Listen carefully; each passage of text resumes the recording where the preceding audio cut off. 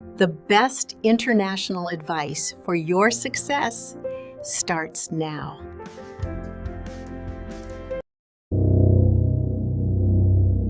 You already know what it feels like to be useful, to be needed. That quiet pride when someone leans on you. You told yourself loyalty was a bridge, build it long enough and no one burns it.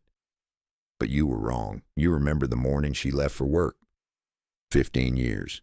Same desk. Same coffee mug with the cracked handle she never replaced.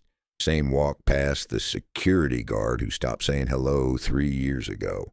She didn't notice the silence. She never noticed anything. That was her crime. At 10:47 a.m., they called her into the glass room, the one with the fake plant and the chair lower than the visitors. She sat down like a dog trained to expect a treat. Her manager, a man she had helped train 12 years earlier, closed the door. He didn't look at her. He looked at a piece of paper. That paper had more value to him than her entire history. They told her the department was restructuring. Beautiful word. Restructuring. Sounds like surgery. Sounds like healing. But no one ever died from restructuring, did they? No. They just disappeared like she did. Right there in that chair. She didn't cry. She asked if she had done something wrong. And here's the part you need to hear. Here's the part no one tells you. He said, it's not about you. It's about the numbers. Not about you. 15 years of birthdays celebrated. 15 years of covering shifts when others were sick. 15 years of staying late, coming early, fixing mistakes that weren't hers. And the numbers ate it all. Numbers don't remember. Numbers don't feel guilty. Numbers just sit there clean and cold while a woman with a cracked coffee mug walks out the back door carrying a cardboard box. She didn't tell anyone she was leaving. She just left. The security guard finally looked at her. He nodded. She nodded back.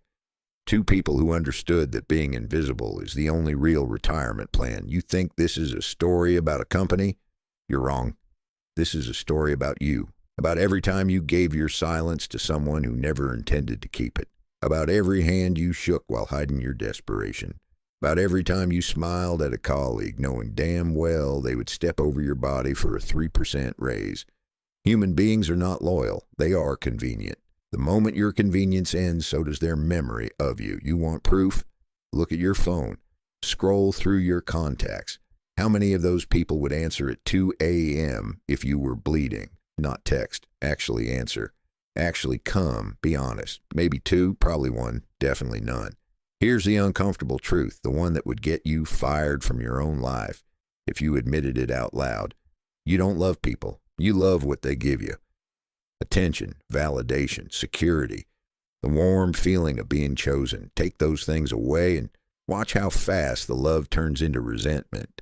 Watch how fast you become the villain in their story just because you stop performing. She learned this the hard way. The woman with the cracked mug. 2 months after she was fired, not one person from that office called her. Not one. She waited by the phone like a teenager waiting for a text that never comes. She checked her email.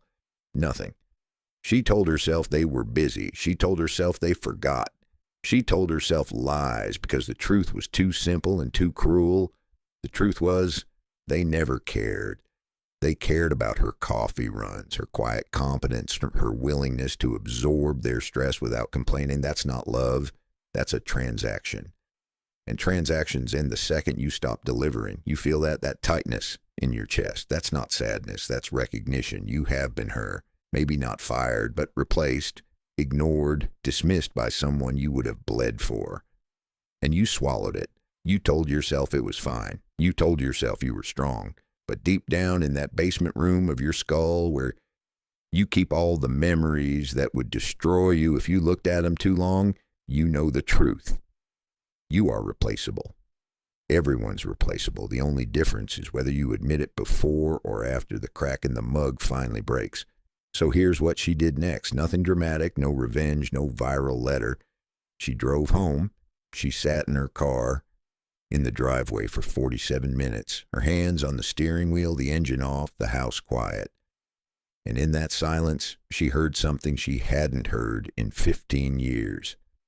Her own breathing, not the breathing of an employee, not the breathing of a loyal soldier, just breathing, empty, free, terrifying. She realized something in that car, something she will never say out loud because it sounds too selfish and too true. No one was coming to save her. No one ever was. The same way no one is coming to save you, not your boss, not your friends, not your family. They have their own cracks to stare at, their own cardboard boxes to carry. Waviumot Face Phrase. Subscribe for daily spiritual motivation.